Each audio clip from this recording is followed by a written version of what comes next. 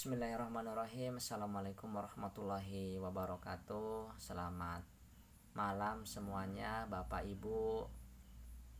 Mohon maaf lahir dan batin dari saya dan keluarga.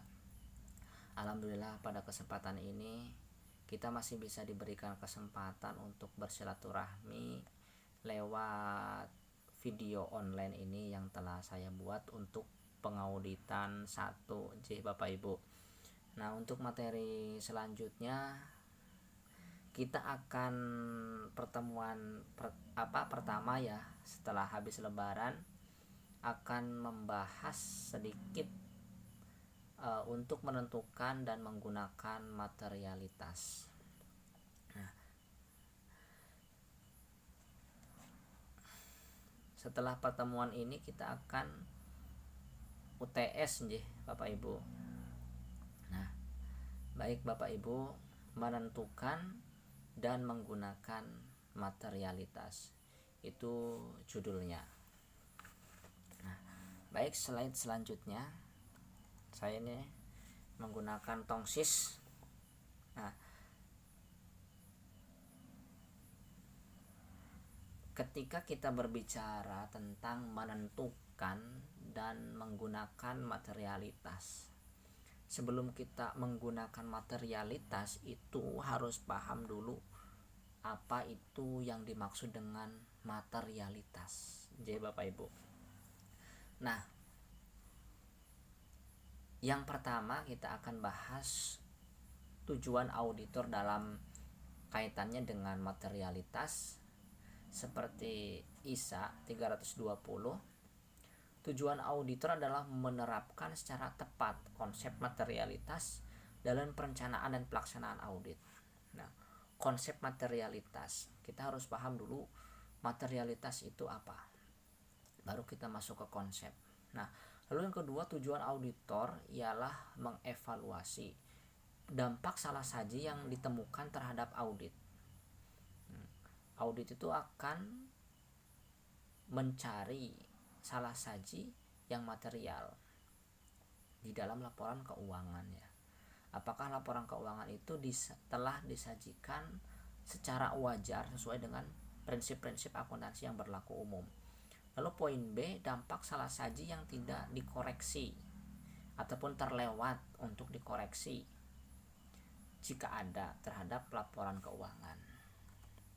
Nah, kita masuk dulu selayang pandang materialitas. Nah, materialitas dalam teori menyatakan sebuah dasar untuk menilai risiko dan penentu luasnya prosedur audit. Betul. Ya. Yang kedua, menentukan materialitas merupakan latihan dalam kearifan profesional. Materialitas itu didasarkan pada persepsi auditor mengenai kebutuhan informasi keuangan secara umum dari pemakai laporan keuangan sebagai suatu kelompok. Yang poin keempat, materialitas itu digunakan selama audit berlangsung untuk perencanaan audit, penilaian risiko, dan pelaporan. Begini Bapak Ibu, secara simple kita ambil contoh uang 1.000 rupiah, lalu hilang 200 rupiah. Maka uang yang hilang 200 rupiah itu dianggap material ataukah tidak? Jika totalnya 1.000, maka uang yang hilang 200 rupiah itu dianggap sebagai material. Nah, itu yang dikatakan materialitas. Jika dikaitkan dengan laporan laba rugi, misalkan laba 10.000 lalu hilang 50 rupiah, apakah itu dikatakan sebagai materialitas ataukah tidak? Nah, jika 50 rupiah itu mempengaruhi proses pengambilan keputusan, maka dikatakan sebagai materialitas. Tapi jika tidak mempengaruhi dalam proses pengambilan keputusan, maka tidak dikatakan sebagai materialitas. Coba kita lanjut ke yang selanjutnya. Nah, overall materiality dan spesifik materialitas diterapkan pada tingkat laporan keuangan, yaitu di tingkat laporan laba rugi, laporan posisi keuangan, laporan arus kas gitu kan, dan pada tingkat jenis transaksi yang terjadi, yaitu saldo akun dan pengungkapan ataupun disclosure. Overall materiality, contoh ya, overall materiality.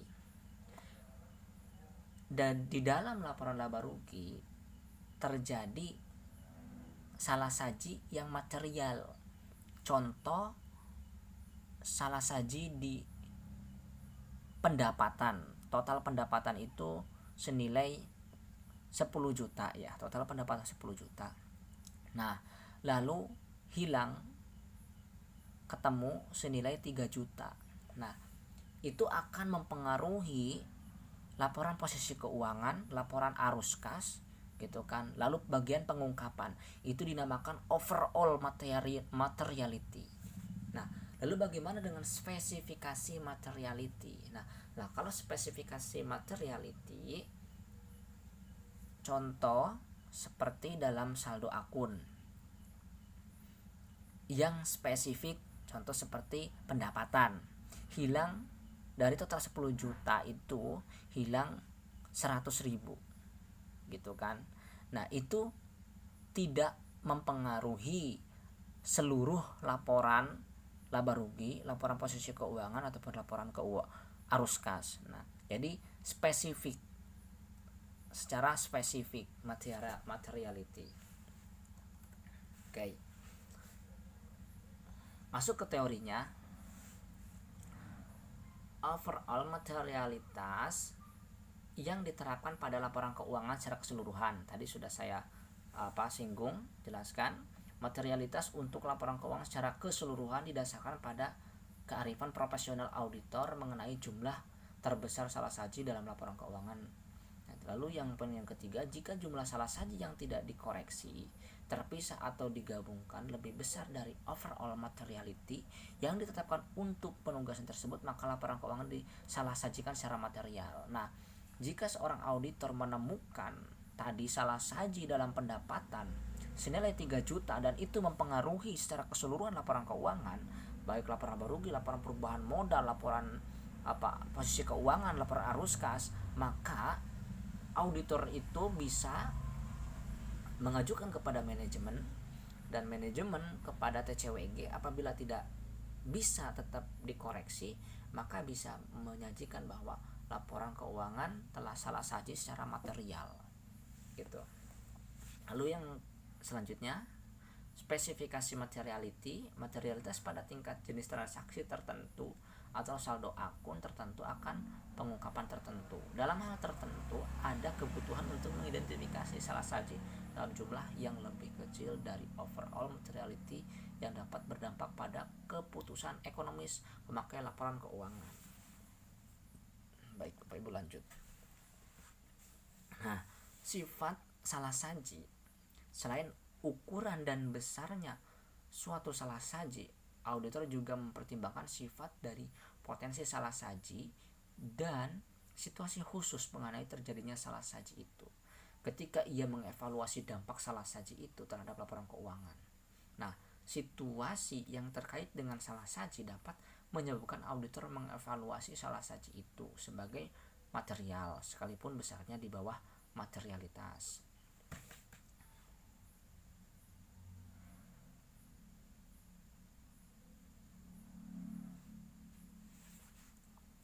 Lanjut. Nah, performance materiality digunakan auditor untuk menekan risiko sampai ke titik rendah yang dapat diterima. Nah, sengaja ditetapkan pada angka atau jumlah yang lebih rendah dari overall atau spesifikasi materialitas. Nah, jadi seorang auditor itu ketika melakukan identifikasi proses salah saji itu apakah mempengaruhi secara keseluruhan laporan keuangan ataukah tidak. Jadi ditekan kepada tingkat yang terendah supaya tidak mempengaruhi secara keseluruhan laporan keuangan.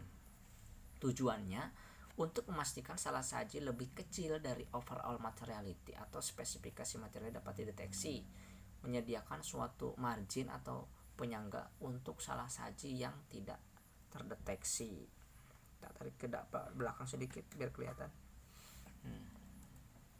Nah, bagaimana cara menentukan materialitas? Nah, yang pertama itu besarnya overall materiality. Nah, seorang auditor itu menentukan besarnya materialitas seperti yang saya jelaskan tadi. Jadi seorang auditor itu mengidentifikasi gitu kan, mengidentifikasi dari jumlah terlebih dahulu, jumlah total pendapatan, total laba di dalam laporan laba rugi. Apakah menemukan salasaji yang material yang dapat mempengaruhi overall jumlah laba. Lalu kalau di dalam laporan posisi keuangan itu jumlah aset gitu kan, jumlahnya terlebih dahulu. Nah, terusan dalam laporan arus kas itu total dari laporan operasi gitu kan, total dari laporan investasi ataupun total dari laporan pendanaan. Nah, setelah menentukan dari overall, maka turun lagi ke spesifikasi materialitas. Nah, itu masuk ke dalam jenis transaksi, saldo akun, dari saldo akun misalkan dari pendapatan, lalu dari biaya itu kan, dari kas, dari persediaan di dalam neraca. Nah, jadi spesifikasi dilakukan tracing, vouching ataupun konfirmasi gitu kan. Nah, ketika sudah melakukan kedua hal itu, lalu seorang auditor akan menentukan cara menggunakannya. Nah, ketika sudah ditemukan bahwa terjadi salasaji yang material, baik secara spesifikasi materialitas ataupun overall materialitas, maka seorang auditor itu harus melaporkan tindakan tersebut untuk melakukan penyesuaian baik kepada manajemen ataupun atasannya gitu.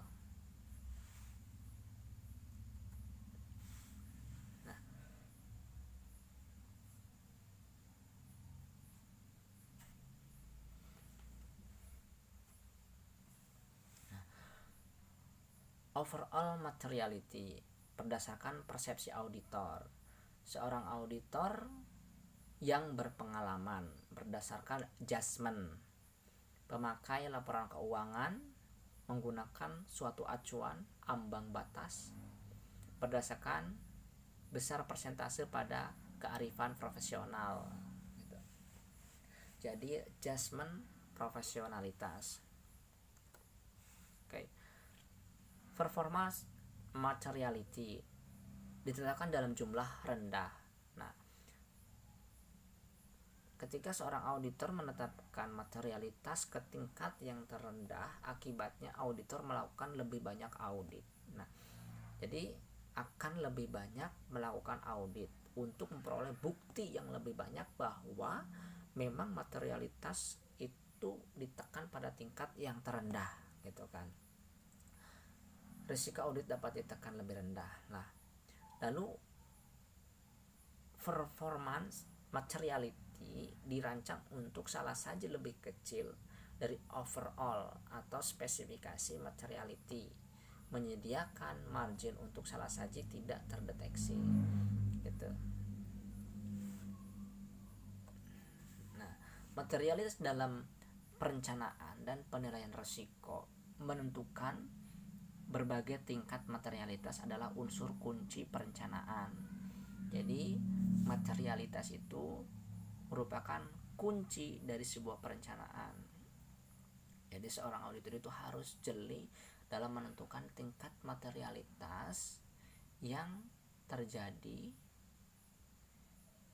ataupun yang ditetapkan pada setiap saldo akun dalam laporan keuangan gitu kan.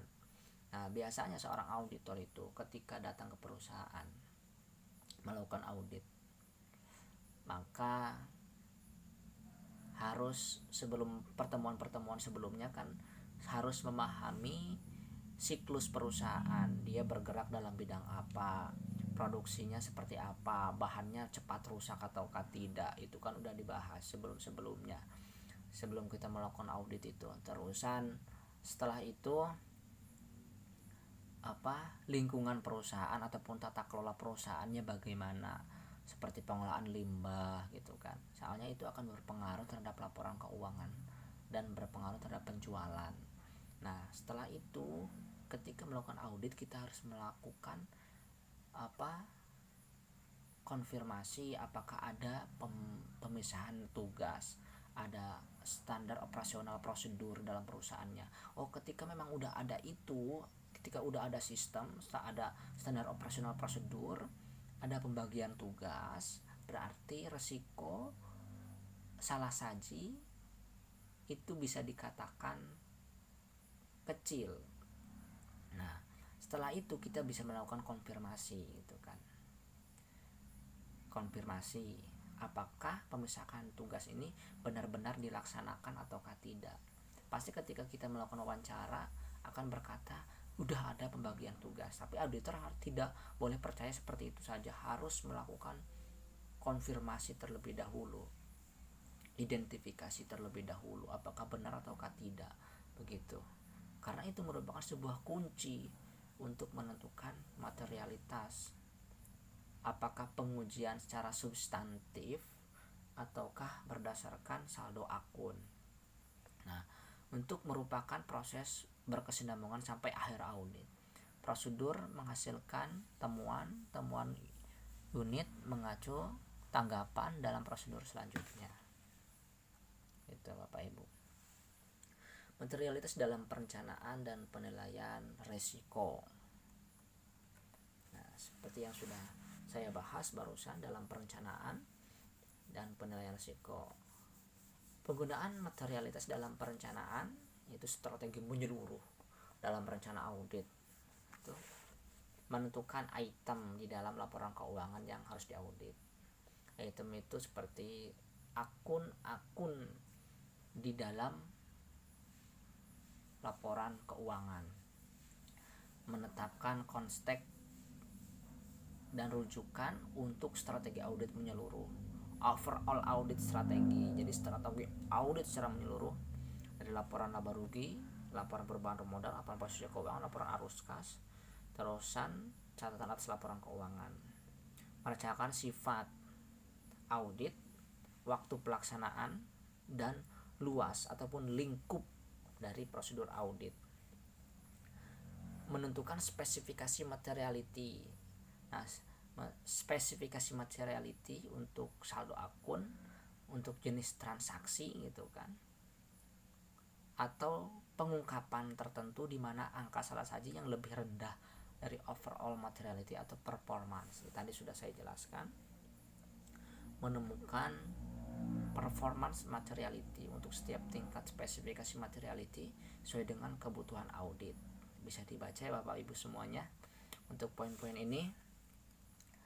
Yang penting Bapak Ibu paham apa yang dimaksud dengan materialitas itu seperti apa gitu. Materialitas dikatakan material dan dikatakan tidak material. Dikatakan material kita melihat dari jumlah ataupun total dari nilai rupiah yang terkandung.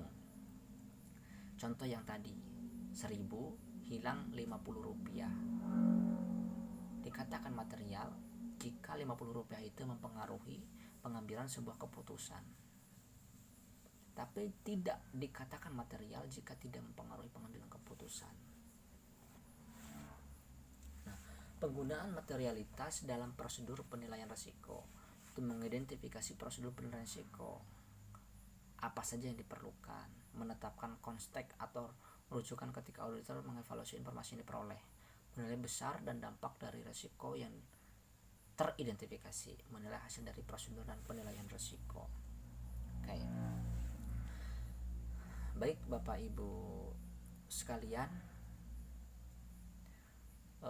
untuk pertemuan pertama ini dicukupkan sekian. Di besoknya kita akan UTS J.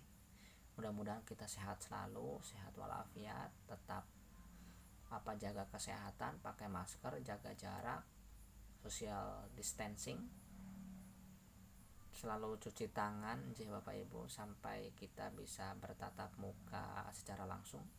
Mohon maaf apabila ada kata-kata yang kurang berkenan.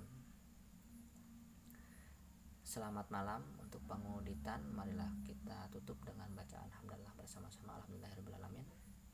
Assalamualaikum warahmatullahi wabarakatuh.